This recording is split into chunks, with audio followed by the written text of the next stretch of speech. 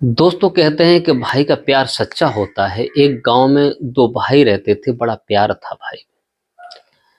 क्योंकि माता पिता गुजर चुके थे और उनकी दादी ने पालकर तैयार किया, तो बड़े भाई की शादी हो जाती है। छोटा भाई एंटर में पढ़ रहा था, लेकिन अकस्मात वो बीमार पड़ता है। बीमार पड़ने के बाद उसका इलाज उसका बड़ा भाई कराता है। कराने के बाद वो ठीक होने में नहीं आता, पैसा बहुत खर्च हो रहा था। तो उस भाई की जो पत्नी होती है वो कहती है कि ये कब तक चलता रहेगा, ऐसा करो ये खत्म हो जाएगा, मर जाएगा तो इसका सारा भी हिस्सा हमें मिल जाएगा, पैसा मिल जाएगा, आराम से जिएंगे। इसे जहर की सुई किसी डॉक्टर से मिल करके लगवा दीजिए दोस्तों। तो यही बात करके वो डॉक्टर से बात करता है, सब डॉक्टर मना कर देते हैं, मगर एक पैसे के लालच में और उसे उपाय बताता है और वो ऐसा भोजन देता है कि दूसरे दिन उसकी मौत हो जाती है। दोस्तों उसके बाद वही लड़का मरने के बाद जन्म लेता है उसी के घर में, भाई की पत्नी के गर्भ से बेटा बनकर। फिर वो अपना कैसे बदला लेता है, उसे पूर्व जन्म की सारी याद रहती है दोस्तों। बड़ा इंटरेस्टिंग कहानी है, थोड़ा समय निकालकर इस कहानी को अवश्य सुनिए, आपको दिल छू लेने वाली कहानी है, क्योंकि भाई भाई होता है दोस्तों।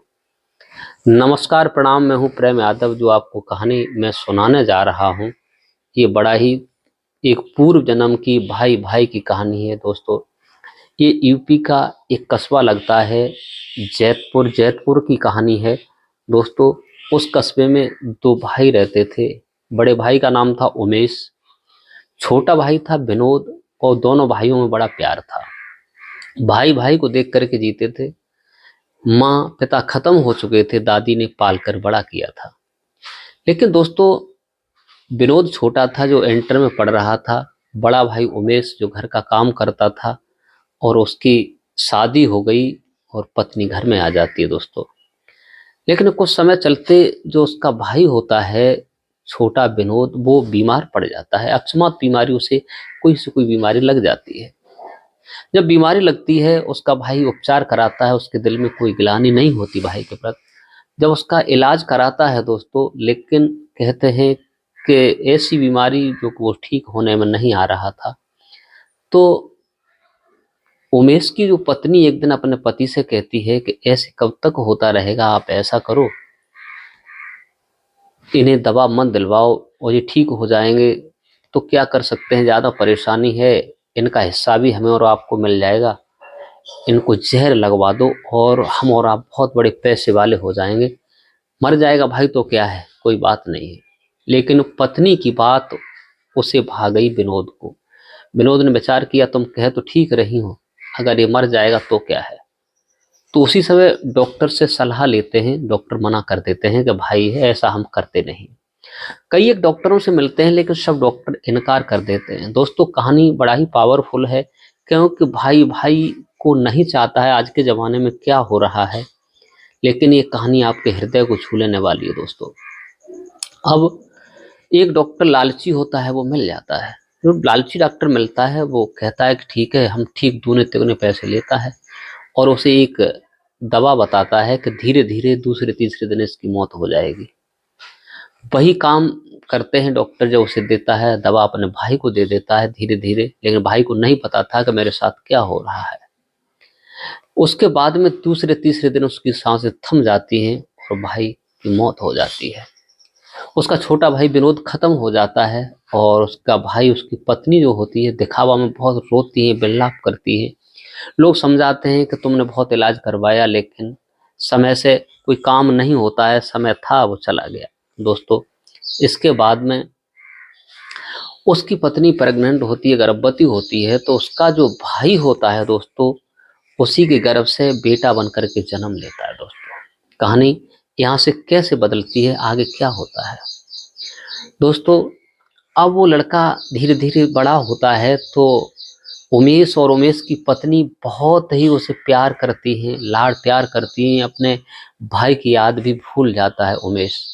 दोस्तों धीरे धीरे बालक बड़ा होता है। अब उन्हें नहीं मालूम था कि क्या है, कि ये मेरा भाई ही यहाँ पर जन्म लेकर के पैदा हुआ है क्या नहीं। उसका लड़का जब बड़ा होता है, बच्चे को देखकर बहुत खुशी मनाते हैं। वो लड़का शादी योग्य होता है, तो शादी हो जाती है। शादी होने के बाद पत्नी घर में आती है। पत्नी जब घर में आती है तो अकस्मात उसे ऐसी बीमारी उसके लड़के को लगती है कि चारों तरफ वो घूमता रहता है, कि उसकी जमीन भी बिक जाती है, पैसा भी खत्म हो जाता है, बर्बाद हो जाता है, बिल्कुल एक भीख मांगने की कगार पर आ जाता है। दोस्तों, जब भीख मांगने की कगार पर आता है, उसकी पत्नी होती है नव विवाहिता, वो भी बेचारी परेशान थी। अब भीख मांगने की कगार पर आता है तो उसका जो भाई होता है वो कहता है कि मुझे, क्योंकि उसके लड़के के रूप में था, लेकिन वो नहीं समझा। अब बच्चे को मोह में इतना पागल है कि जी चाहे जहां ले जाता है, कर्ज ले लेकर जितना भी, कहते हैं कि किसी का बदला नहीं छूटता है। जब बदला नहीं छूटता है दोस्तों, तो सारा का सारा धन, सारी जमीन, भाई का हिस्सा, सब कुछ बिक जाता है। जब बिकने के बाद मजबूरन जब एक रात में उसे परेशानी होती है तो कहता है, पिताजी मुझे दर्द हो रहा है, लेकिन उसे तड़फन होती है, लेकिन पुरानी याद भूल चुका था सारी, कि मैंने अपने भाई के साथ क्या किया था। बहुत समय तो उसका लड़का होता है चारपाई पर बैठता है, बैठने के बाद अपनी माँ को और अपने पिता को बुलाता है और कहता है कि भैया पुरानी बात याद करो।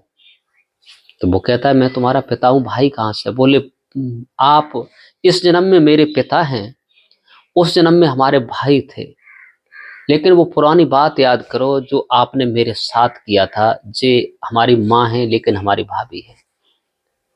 मैं आपका भाई हूँ विनोद, मैं इंटर में पढ़ता था, मैं बीमार पड़ा था, वो पुरानी बात याद करो। एक एक बात वो बताने लगता है पूर्व जन्म की। तो उसके भाई और उसकी पत्नी दंग रह जाते हैं। उसकी पत्नी भी पास बैठी होती है। कहा, आप पुरानी बात याद करो, आपने जो हमारे साथ किया था। मैं जब बीमार पड़ा था, आपने इलाज करवाया। एक दिन मेरी भाभी ने कहा कि इनका इलाज कब तक करवाओगे, इन्हें जहर दिलवा दो। तो आपने कई डॉक्टरों के पास जाकर के कहा, लेकिन डॉक्टरों ने मना कर दिया था।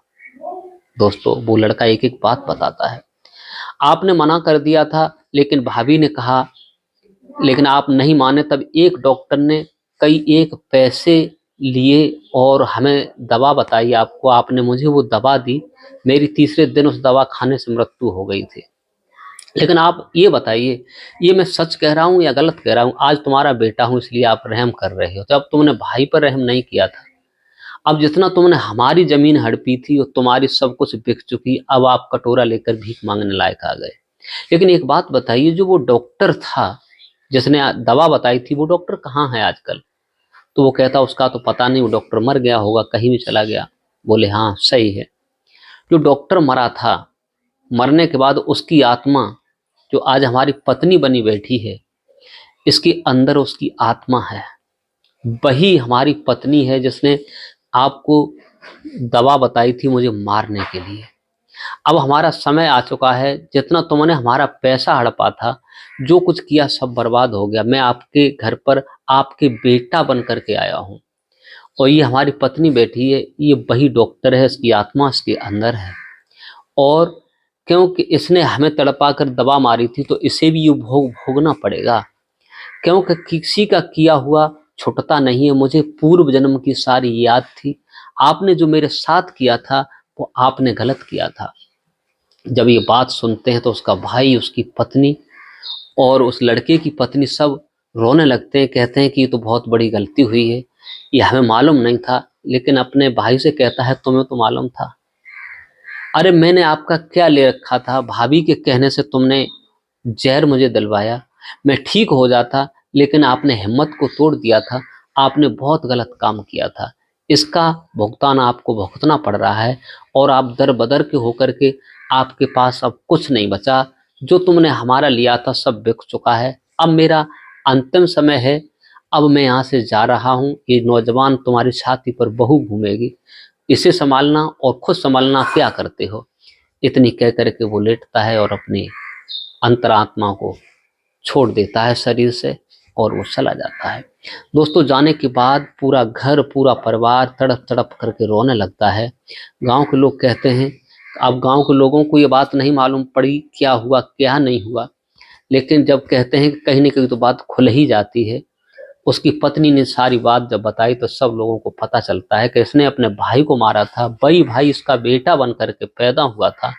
उसने अपना पूर्व जन्म की सारी कहानी बताई है। वो बात पेट्रोल की तरह चारों तरफ पहुंच जाती है, तो लोग उसे धिक्कार देने लगते हैं कि तूने बहुत गलत किया था, तूने अपने भाई को जहर दे के मारा था, वही तेरा बेटा बनकर आया। पूर्व जन्म की कहानी सारी बताई दोस्तों। तो भाई के साथ कभी भी छल नहीं करना चाहिए, भाई का कभी हिस्सा नहीं खाना चाहिए, क्योंकि हिस्सा तो सुदामा ने खाया था, भगवान का दर दर के हो गए थे। ऐसा मत करना भाइयों, भाई का भाई अंश कभी मत खाना। भाई एक भाई होता है, भाई जैसा कोई होता नहीं है संसार में। भाई जैसा प्यार, भाई जैसा दुलार कोई दे नहीं सकता दोस्तों। हमारी कहानी कैसी लगी कमेंट करके अवश्य बताइए, क्योंकि ये कहानी है बहुत अच्छी कहानी मैंने आपको सुनाई है।